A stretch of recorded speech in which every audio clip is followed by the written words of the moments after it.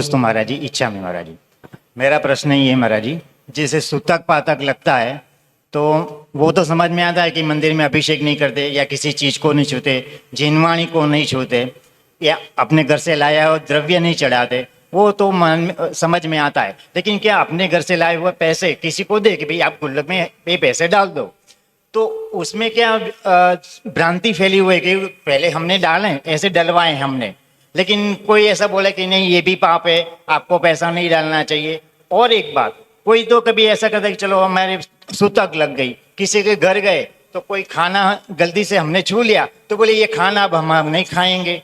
और एक दूसरी बात है कि कई लोग तो ऐसे भी हमारे घर के बर्तन को भी नहीं छूते, बोले कि आपके घर में सूतक है तो आपके बर्तन भी नहीं छुएंगे। तो क्या आगम में ऐसा क्या उल्लेख है? तो सही मार्गदर्शन करे महाराज जी।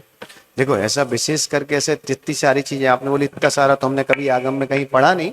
और जो लोग बोलते शायद उनका कोई नया आगम हो या उनने कहीं नए कोई ग्रंथ में पढ़ा हो, तो हमें पता नहीं। पर एक चीज बताऊं, पहली चीज तो वो देख लो कि वो लोग बाजार में खाते क्या। अगर वो लोग बाजार में खाते हैं, 7 जात का छुआ खा रहे हो, जैन व्यक्ति को सूतक लगी तो वो इतना अछूत तो नहीं हुआ है, तो विश्वास रखना उसका अगर छुप जाए आप मना कर दो, लेकिन ऐसे ही मत करो एक वैसे को ऐसे भगा दो जैसे उसने बहुत बड़ा पाप हो गया। ठीक है।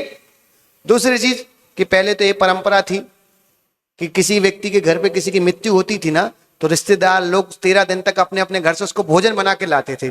अब भोजन लाते होंगे तो हाथ में तो लाते नहीं होंगे, बर्तन में ही लाते होंगे, और बर्तन में लाते होंगे तो उस घर में बर्तन जा ही रहे, फिर वापस जाते तो बर्तन तो धुलने के बाद शुद्ध हो जाते। लेकिन याद रखो, जो तुमने कसाई की वो धुलने के बाद शुद्ध नहीं होती बाबू, बर्तन धुलने के बाद शुद्ध हो सकती। तो पहले भी बर्तन आते थे।